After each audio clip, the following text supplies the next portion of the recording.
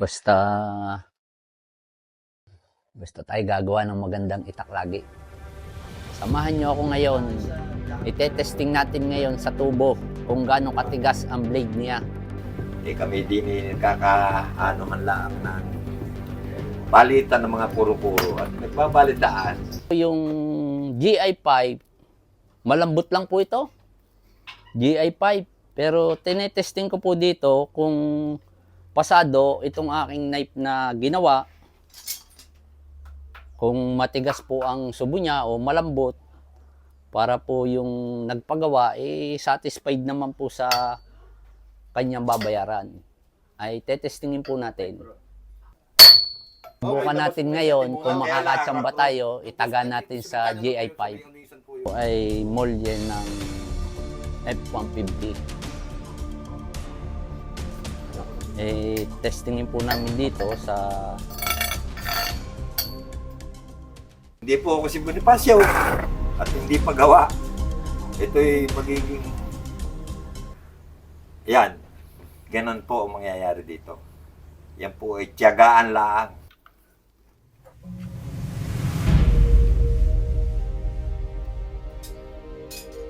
Ako si Albert Araya, isang blade collector.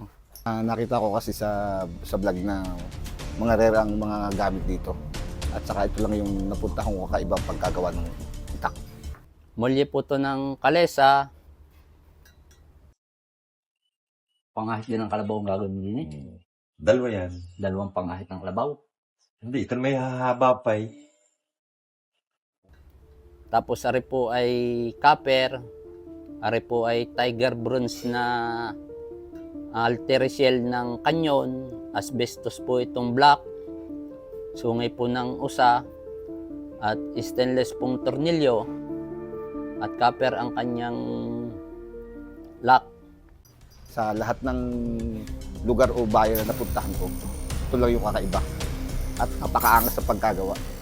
Pang decor ko po talaga siya. Nilagari ko po siya para po, ito lang talaga ang bagay na sungay ng usa sa knife na ito. Isang buo po ito na nilagari ko. Wala po siyang makamatch kundi ito lang. Ito, mga ganito po yan. Kaya po ito ay isang buo na pan-decor Sabitan mo. na naging handle na lang po siya.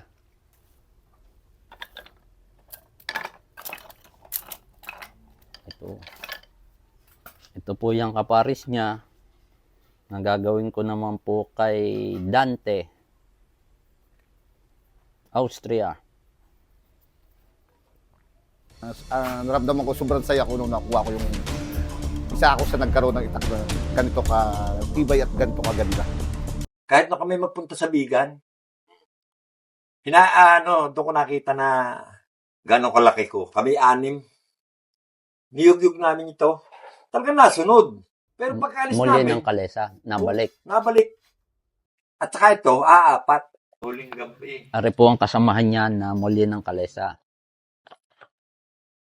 Nag-aano ng itak, ay tikita na kagad na hindi ordinaryong baka lang po.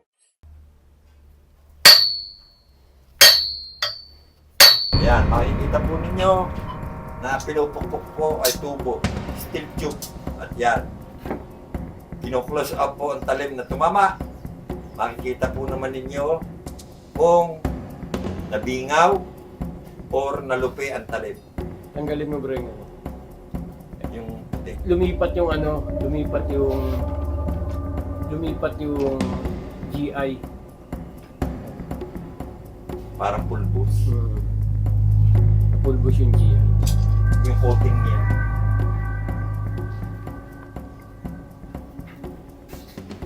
Ito po ang aking ginawa na knife kay Sir Albert Araya. Masasabi ko kung gusto nilang magkaroon ng ganitong klaseng itak, pasyalan lang nila itong gawa ng itak ni Jesua Misias sa Alaminos, Laguna.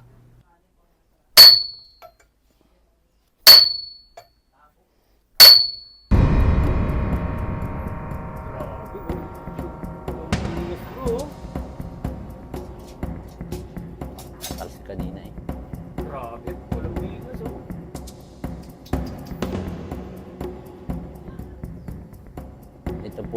kalawanging bulutungin ang kanyang bakal. Malambot lang po ito. Sige bro, ganyan mo bro. Grabe. Isa pa. Teka bro ha. Focus lang ako dyan. Sige bro.